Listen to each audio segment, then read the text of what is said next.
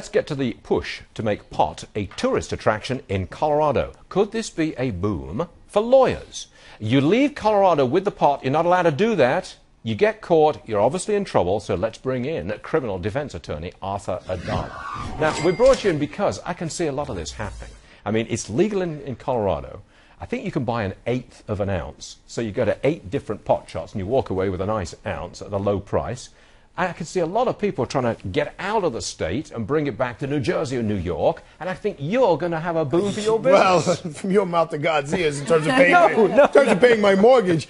But no, I mean, you are correct, especially because marijuana sells for a pretty good price now. Yeah. There is no such thing as a $10 bag or anything like that. Everything is, I deal with this on a regular basis here in New York City, professionally.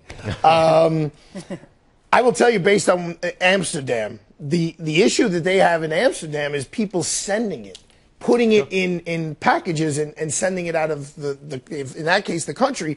Here it would be the state, because if you send out, let's even say it's smaller than 1/8 of an ounce, you do it 20 times to yourself, and you come back to New Jersey, New York, Connecticut, and you're selling it on the street.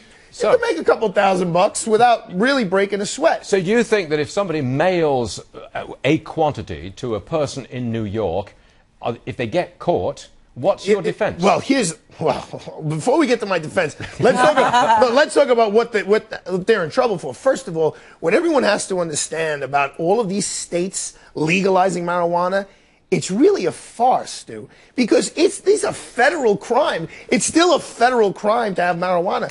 Well, President Obama could pick up the phone right now, call the head of the FBI and say, no, none of this marijuana stuff is legal. Lock everyone up. They have shut down some places in California, even the medical marijuana stuff. We know this. But, we're all living this like criminal law farce to some degree. Let's get to the nitty-gritty, shall we? The nitty-gritty is... Wait.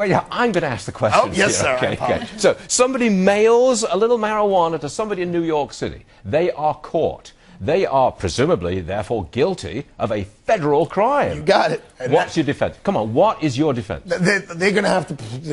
It's not a legal defense, but it's a practical defense. I didn't know. Oh, I bought it in Colorado. It's just like if I bought a pair of skis in Colorado. It's a skiing place. Why can't I bring it there? If it's legal in Colorado, if I can smoke it in Colorado, I can possess it in Colorado, why can't I just take this small quantity back to New York? Because there will be big signs up at the airport and the post offices. Well, that's okay. You can't take it with you. You read ahead in all of the literature. Yes, that's what's happening is they form a task force. What's your defense then? Listen, Stu, I am not a magician. You always put me in this seat thinking I'm the guy with the rabbit. Hey, see, he wasn't there all the time. Sometimes you just go to the prosecutor and say, look, it's a 22-year-old kid. They've never been in trouble before. Please don't ruin their future. They'll do community service. They'll pay a fine. Don't give them a crime that'll prevent them from being a doctor, a lawyer, an accountant, or something like that. Sometimes you just fall on the sword. Other times you see if there's a little backdoor way to get out of things. Other times you pray. Okay. Arthur Adala is Ignorance praying. is not a defense, but sometimes a prosecutor who's got an open mind will take it into consideration in figuring out a disposition. One more for you, Arthur, before you go. A woman in Missouri is suing for the cost of raising her now 1-year-old child because she says the birth control, I think it was pills that she took, birth control pills were defective. She got pregnant even though she was taking birth control pills. Does she have a case? I believe she does, because the birth control pill company, 3 months after she's pregnant, issues a recall. And it's not what we would call a products liability case that the actual pill was defective, but they put the pills in the carousel the wrong way, so that when she was on her monthly break, she's supposed to be taking a placebo just to keep you in the mode of taking the pills. Those were actually strong, real pills.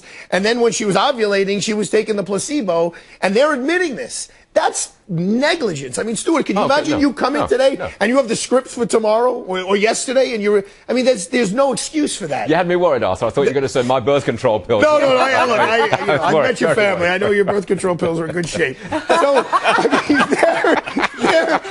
mean, They're admitting we totally messed up, and now you have the cost of raising a child. Okay, how much can she get? The cost of raising the child, right? Absolutely. And there were actuaries who could, figure it out and say, look, this is 12 years she went to the same company, the same birth control pill, no problems. They admit they made a mistake. There's liability. Got them cold.